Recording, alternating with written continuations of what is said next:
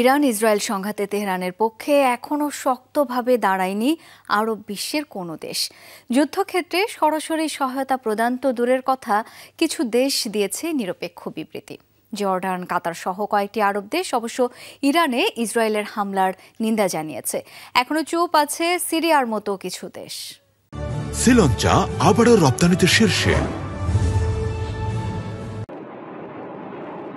ইরানে ইসরায়েলের হামলার পর থেকেই প্রশ্ন উঠেছে আরব বিশ্বের অবস্থান নিয়ে। শুরুতে নিশ্চুপ থাকলেও ধীরে ধীরে মুখ খুলছে বিভিন্ন আরব দেশ, জানান দিচ্ছে নিজেদের অবস্থান। ইসরায়েলের বিরুদ্ধে কয়েকটি দেশ নিন্দা জানালেও যুদ্ধক্ষেত্রে প্রত্যক্ষ বা পরোক্ষভাবে ইরানের পাশে দাঁড়ায়নি কেউ। অনেকে আবার দিয়েছে নিরপেক্ষ বিবৃতি।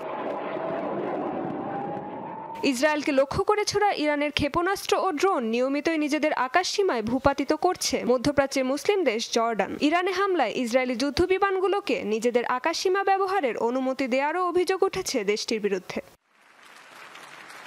তবে মঙ্গলবার ইউরোপীয় পার্লামেন্টে এ সংঘাত নিয়ে মুখ খুললেন জর্ডানের বাদশাহ আবদুল্লাহ দ্বিতীয়। কিছুটা দ্বিমুখী অবস্থান নিলেও জানান ইরানে ইসরায়েলি হামলার নিন্দা।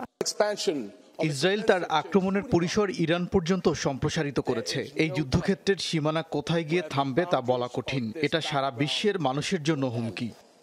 অন্যদিকে ইরান ইসরায়েল সংঘাত নিরসনে কাতার নিয়মিত যুক্তরাষ্ট্রের সাথে যোগাযোগ চালিয়ে যাচ্ছে বলে দাবি করেছেন দেশটির পররাষ্ট্র মন্ত্রণালয়ের মুখপাত্র। সরাসরি ইরানের পক্ষে অবস্থান না নিলেও দেশটির পারমাণবিক স্থাপনা লক্ষ্য করে ইসরায়েলি হামলার নিন্দা জানিয়েছেন তিনি।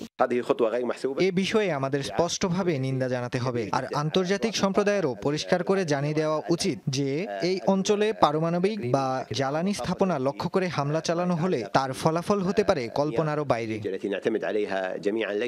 অন্যদিকে সংযুক্ত আরব আমিরাতের পররাষ্ট্রমন্ত্রী শেখ আবদুল্লাহ বিন জায়েদ সতর্ক করে বলেন, যে কোনো অপরিকল্পিত এবং বেপরোয়া পদক্ষেপের কারণে সংঘাত ছড়িয়ে পড়তে পারে ইরান ও ইসরায়েলের সীমানার বাইরে। সংকট নিরসনে দুপক্ষের সাথে যোগাযোগ রক্ষা করছে তারা। ইরান ইসরায়েল সংকটে এখনো মুখ খোলেনি সিরিয়া। এর আগে সোমবার একটি যৌথ বিবৃতিতে ইরানে ইসরায়েলি আক্রমণের কঠোর নিন্দা জানায় 21টি আরব ও মুসলিম দেশ। রেজওয়ানা সাইমা, যমুনা নিউজ।